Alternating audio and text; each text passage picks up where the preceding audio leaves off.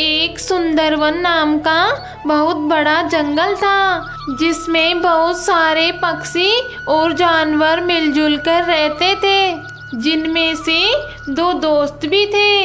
एक था हिरण और एक था कौवा।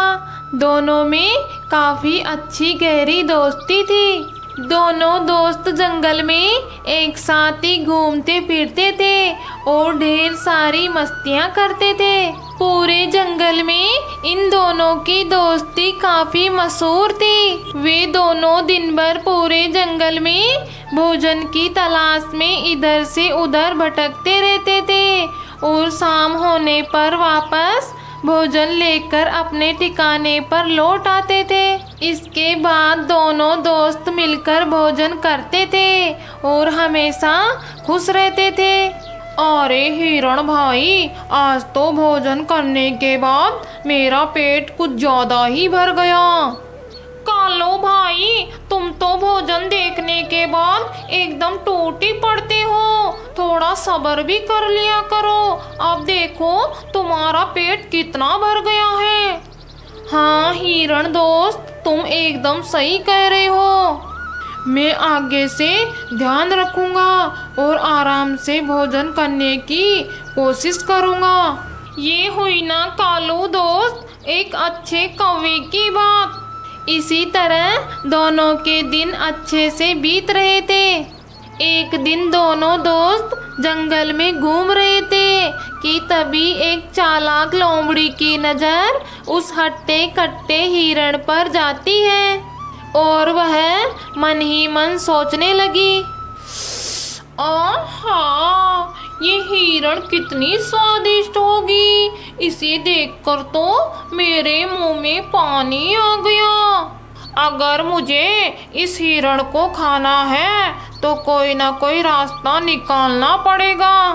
अगर मैं इसके साथ दोस्ती कर लूं तो मैं इसको फंसा सकती हूँ। फिर इस हिरण का ताजा मांस मजे से खाऊंगी। हाँ, यही ठीक रहेगा। उस दिन से वह चालाक लोमड़ी हर रोज हिरण और कौवे का चोरी छिपे पीछा करने लगी। एक दिन लोमड़ी ने देखा कि हिरण जंगल में अकेला घास खा रहा है और कौवा उसके पास नहीं था। यह सही मौका देखकर लोमड़ी धीरे धीरे हिरण के पास गई और उससे कहने लगी, अरे हिरण मेरे दोस्त, तुम कैसे हो? आज तुम अकेले ही आए हो। अचानक लोमड़ी की आवाज सुनकर हिरण थोड़ा घबरा गया और वह हिम्मत करके वहीं पर खड़ा रहा। अरे हिरण दोस्त, तुम घबराओ नहीं, मैं तुम्हें कुछ नहीं करूँगी।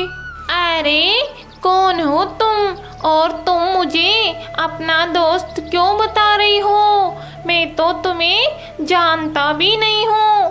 अरे हिरण भाई, जान पहचान तो हो ही जाएगी। क्या तुम मुझसे दोस्ती करोगे? नहीं, अनजान लोगों से दोस्ती नहीं करनी चाहिए।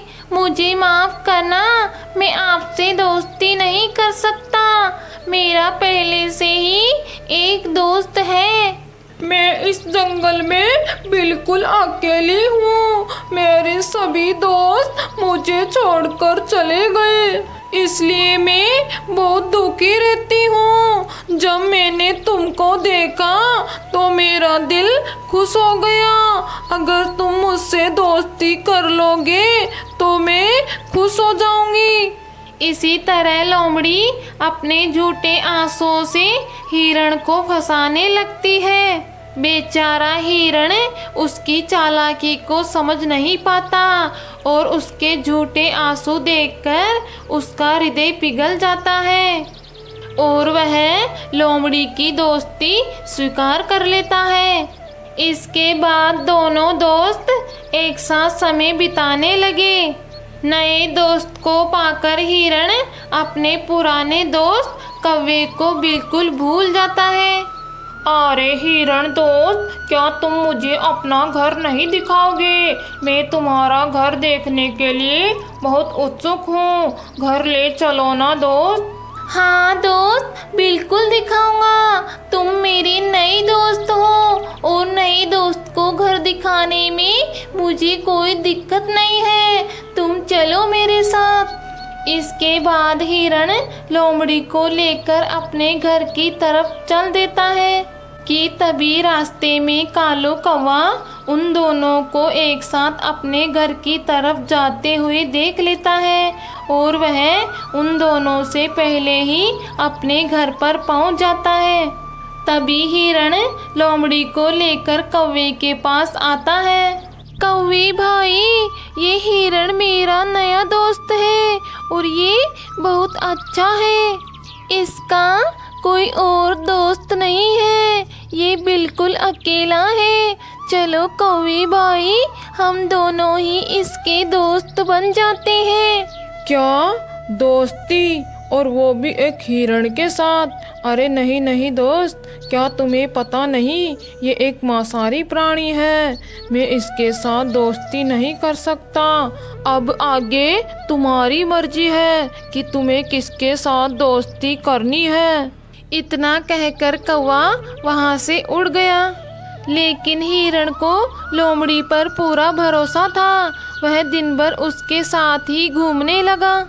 एक दिन लोमड़ी ने हिरण से कहा, अरे दोस्त हिरण, आज मैं तुम्हें एक ऐसी जगह लेकर जाऊंगी जहां तुम्हें अपना मनपसंद बहुत सारा खाना मिलेगा।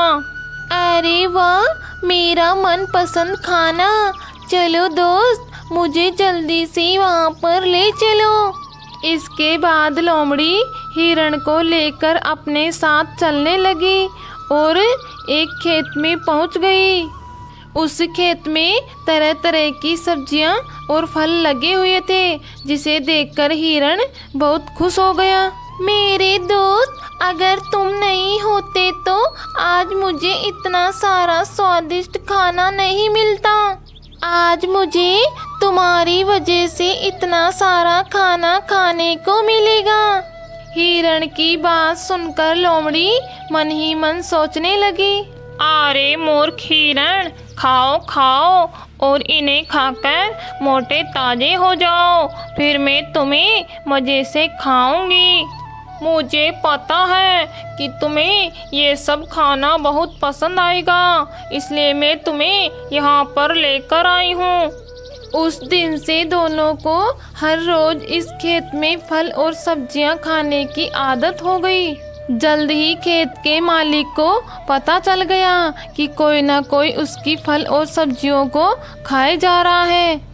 इसलिए वह उनको पकड़ने के लिए अपने खेत पर जाल बिछा देता है और वहां से चला जाता है।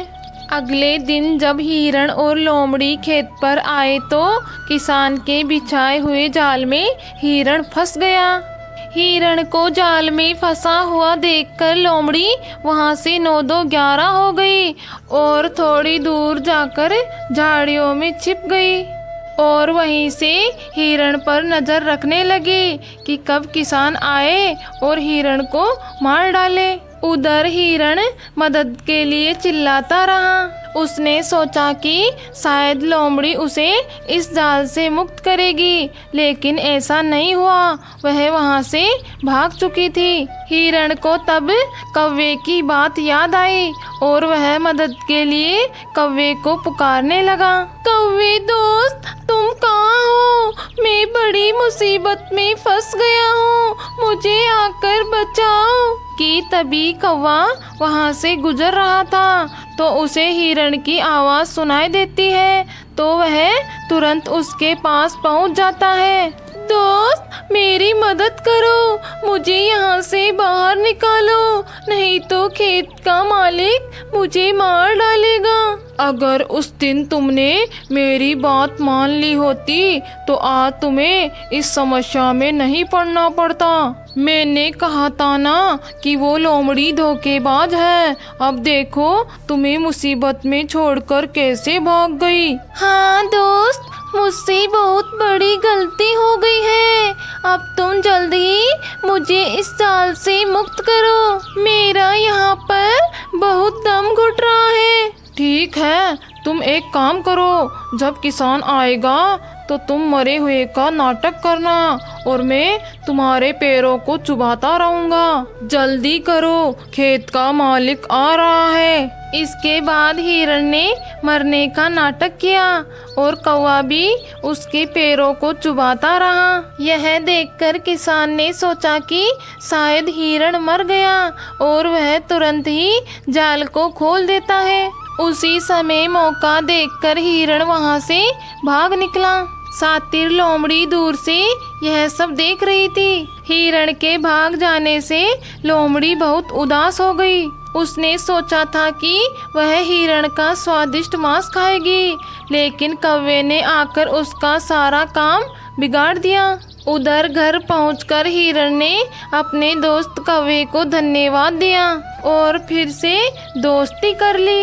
हिरण मेरे दोस्त, आगे से ध्यान रखना, ऐसे ही किसी अनजान पर बिल्कुल भी विश्वास नहीं करना चाहिए। हाँ दोस्त, तुम बिल्कुल सही कह रही हो।